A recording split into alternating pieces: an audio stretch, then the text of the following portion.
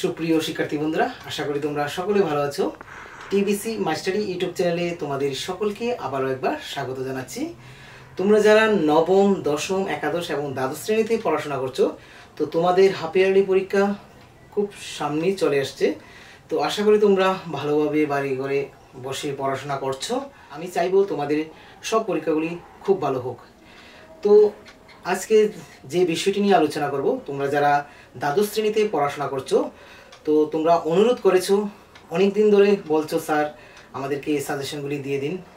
তো তোমাদের political science part 2 প্রথম অধ্যায়টির নাম হচ্ছে রাষ্ট্র নির্মাণের প্রতিবন্ধকতা সমূহ।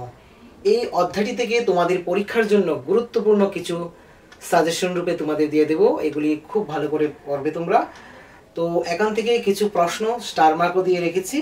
যা যা দেব সবগুলি তোমরা পড়বে, তবে স্টার মার্কগুলি খুবই ভালো করে পড়বে, ঠিক আছে?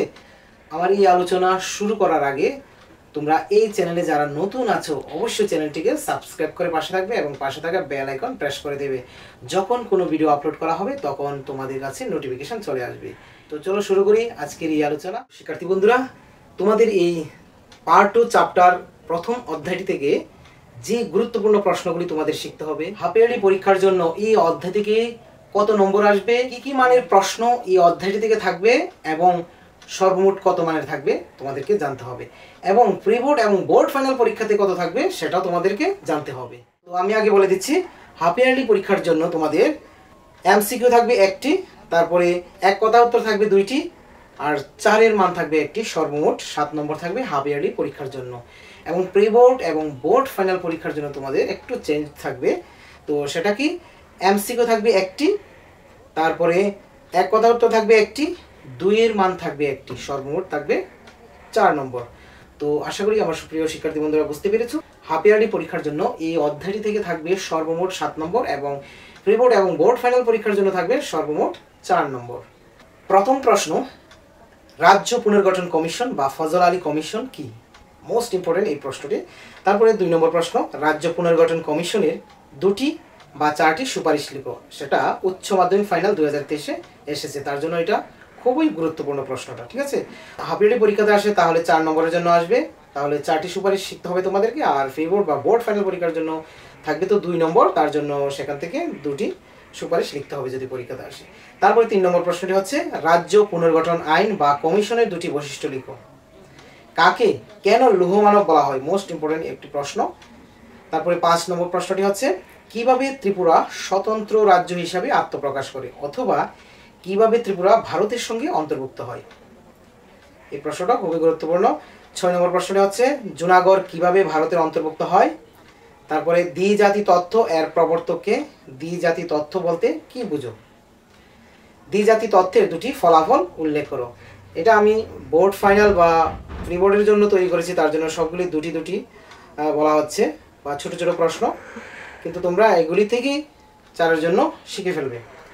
দ্বিজাতি তত্ত্বের 2টি ফলাফল উল্লেখ করো, 8 নম্বর প্রশ্নটি। তারপরে 9 নম্বরটি হচ্ছে, দ্বিজাতি তত্ত্বের উদ্ভবের কারণগুলি লিখো। 10 নম্বর প্রশ্নটি খুবই ইম্পর্টেন্ট, রাষ্ট্র নির্মাণের পথে যে কোনো 2টি বা 4টি প্রতিবন্ধকতা বা সমস্যা বা চ্যালেঞ্জ উল্লেখ করো, মোস্ট ইম্পর্টেন্ট। তারপরে নিয়তির সঙ্গে মিলন, এটি কার বক্তৃতা? নিয়তির সঙ্গে মিলন বা অভিশাপ বলতে কি বুঝো? 12 নম্বর প্রশ্নটি হচ্ছে, প্রত্যক্ষ সংগ্রাম দিবস কি? জাতি গঠনের সহায়ক 2টি বা 4টি উপাদান লিখো। এই প্রশ্নটি খুবই গুরুত্বপূর্ণ। তারপরে হচ্ছে 14 নম্বর প্রশ্নটি, হৃদয়ের বিভাজন বলতে কি বুঝো? ভারতে জাতি গঠনের পশ্চাতে যে কোনো 4টি প্রতিবন্ধকতা বা চ্যালেঞ্জ উল্লেখ করো। তো এই গুরুত্বপূর্ণ প্রশ্নগুলি তোমরা এই অধ্যায়টি থেকে শিখবে। তো আমার সুপ্রিয় শিক্ষার্থী বন্ধুরা, যে প্রশ্নগুলি বলেছিলাম, এই প্রশ্নগুলি হাফ ইয়ারলির জন্য যেমন গুরুত্বপূর্ণ, ঠিক তেমনি প্রি বোর্ড এবং বোর্ড ফাইনাল পরীক্ষার জন্য খুবই গুরুত্বপূর্ণ, ঠিক আছে? একটি প্রশ্ন বাদ দেবে না। তো পরবর্তী সময়ে সবগুলি পার্ট 1 পার্ট 2 একসঙ্গে মিলে তোমাদেরকে সাজেশন দিয়ে দেব। তবে তোমরা যারা প্রথম থেকে শেষ পর্যন্ত ভিডিওগুলি দেখছো আমার, তাহলে প্রথম অধ্যায়, দ্বিতীয় অধ্যায়, চতুর্থ, পঞ্চম, ষষ্ঠ এইভাবে দিয়ে যাচ্ছি, তোমরা সবগুলি একত্রিত করে রাখবে, খাতায় লিখে রাখবে। তো আজকে তোমাদের পার্ট 2 শুরু করলাম। তো পার্ট 2 প্রথম অধ্যায়টি রাষ্ট্র নির্মাণের প্রতিবন্ধকতা সমূহ, এগুলি থেকে গুরুত্বপূর্ণ প্রশ্ন তোমাদের মাঝে তুলে ধরলাম। তো তোমরা এগুলি খাতায় পয়েন্ট আউট করে রাখবে, ঠিক আছে? তো পরবর্তী সময়ে তোমরা অনেক কাজে আসবে। তো হাফ ইয়ারলি পরীক্ষা চলে গেলে এগুলি আর পড়তে হবে না এমনটা কখনো মনে করবে না। এমনভাবেই প্রশ্নগুলি তৈরি করি যেগুলি প্রথম পড়লেও শেষ অবধিও সেগুলি কাজে আসবে, ঠিক আছে?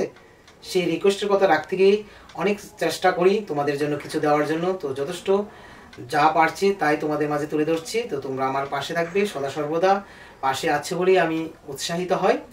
তো তোমরা ভালো থেকো, সুস্থ থেকো। তো আবার দেখা হচ্ছে পরবর্তী কোনো এক ভিডিওতে।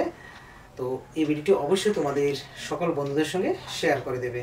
Always by the side of the students. Thank you. জয় হিন্দ, জয় ভারত, জয় ত্রিপুরা।